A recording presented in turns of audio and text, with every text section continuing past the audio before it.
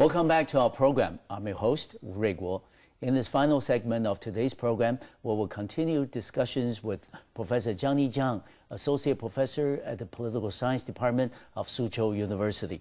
Johnny, I'm going to start off with what you mentioned earlier, a very important regional organization for Taiwan, which is Apec. Apec just concluded its trade ministers meeting in Singapore. And then, of course, our trade minister, Mr. Int'l, was also there. And they've talked about the short-term, the medium-term, and long-term economic prospects for the region as well as for the whole world. And what do you think their conclusions were? And what were some of the conclusions that will have direct impact for Taiwan? Well, as you mentioned last week, the trade ministers from Apec economies, they had the annual ministerial meetings in Singapore. But as we know, Apec is a forum for member economies to share or to coordinate their policy views. They are not making any decisions in terms of collective policies. So they get together and discuss different policies that has been conducted in their own economies. And they also try to show or try to share their concerns about the global economy and regional economies. And in the meeting of the last week, I think there are a couple concerns or views has been expressed by the meeting or been concluded in the meeting. I think number one is the trade financing. Because the current economic crisis already make a lot of import exports become less and less because those importer or exporters, they don't have enough finance to get commodities or get trades. So because that financial institution or banks, they will withdraw their credit. And then the businessmen, they will not have enough money to get the import exports. So number one issues for every economies at the moment is how to make the trade finance for those businessmen and to continue the international trades. And number two very important issues being discussed in these meetings, that would be the so-called inclusive growth. That's a concept try to express the current government or the current people's concerns. Because after this economic crisis, we know it's already kind of hitting the bottom, and it would like to recover in the future 1 or 2 years. But recover to what? To what kind of economy? That would be a very important issues for a country to discuss. So this time they say, well, we should have the so-called inclusive growth. What does that mean? That means the economic growth should also consider social cost. Should consider the social dimensions, those social minorities. For example, like poverty issues, for example, like environmental issues. It should be considered as the cost for your economic growth. So you should develop in some kind of new economic growth models in the futures, and that's called inclusive growth. And the third issue is also very important, that is to resist the trade protectionism. Trade barriers. Trade barriers, because the current economic crisis also has been driving a lot of countries to put more barriers for trade in order to protect their own domestic market or their industries. For example, buy Americans, buy Chinese, even though for buy Taiwanese, they kind of a slogan. And it's not very good for international trade or global trades. So how to resist the protectionism. Okay. And I think number 4 issue important in this meeting would be the conclusion of the WTO Doha round talks. Yes.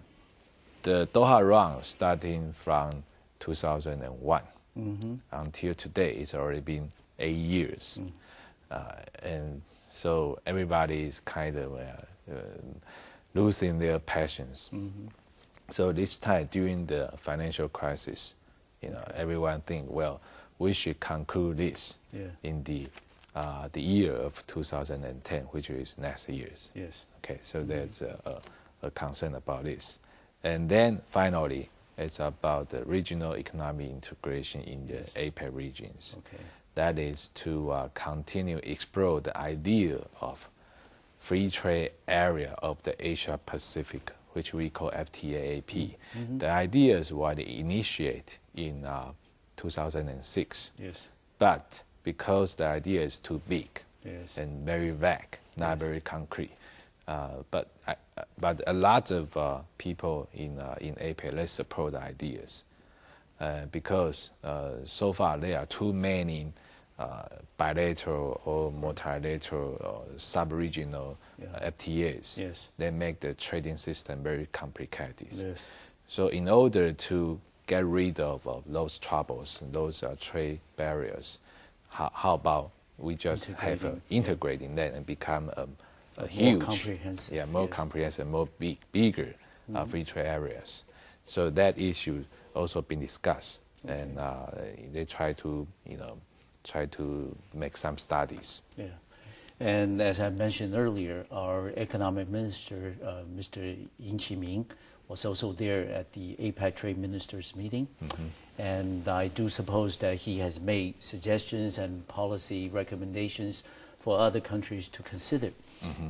And can you share with us some of his, maybe suggestions made at the meeting? And also, a lot of people were interested in his separate meeting behind closed doors with the Chinese counterpart, Minister of also Economic and Trade from China, Mr. Chen Deming. And of course, people would suspect that they were talking about ECFA. That's right. And subsequently, there was also a report. Apparently, there's been a very good beginning of negotiation between the two ministers. And as far as you know, can you share with us your reading observation on the meeting?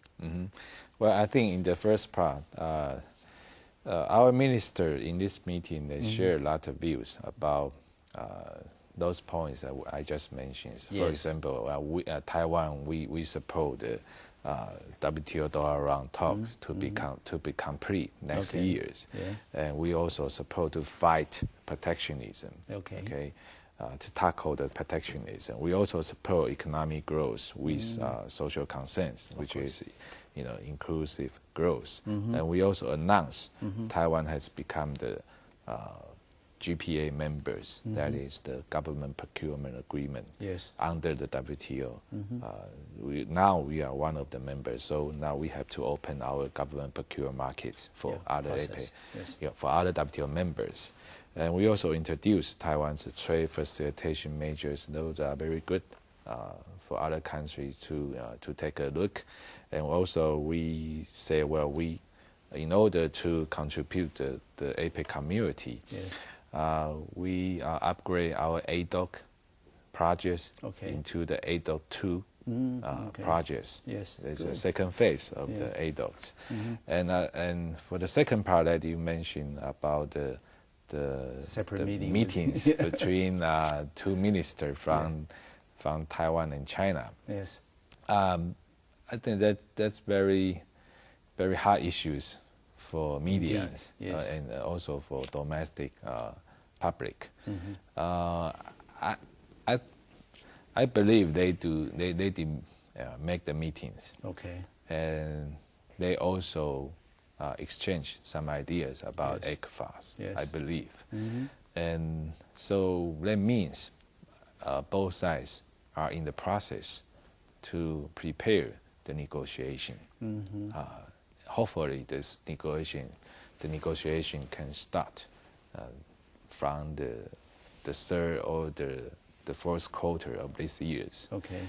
But when the negotiation would be complete, I think I have no idea. It's very difficult to say. Very depending on a lot of factors that will affect the negotiation process. For example, at the end of this year, Taiwan has its own local elections. Yes. So those are political factors. Curveball. It's difficult to say now when the negotiation would be complete. Yes. Okay, good. I want to thank Professor Johnny Chiang from the Political Science Department of Suzhou University to be our special guest on the Taiwan Outlook today. We'll certainly enjoy your comments and your views very much. In the future, when the opportunity presents itself, we'd like to have you back as a repeat guest. Thank you, Johnny. Thank you very much. Yeah, I want to thank our viewers for watching us, and we'll see you next time on MacroView Television. Thank you.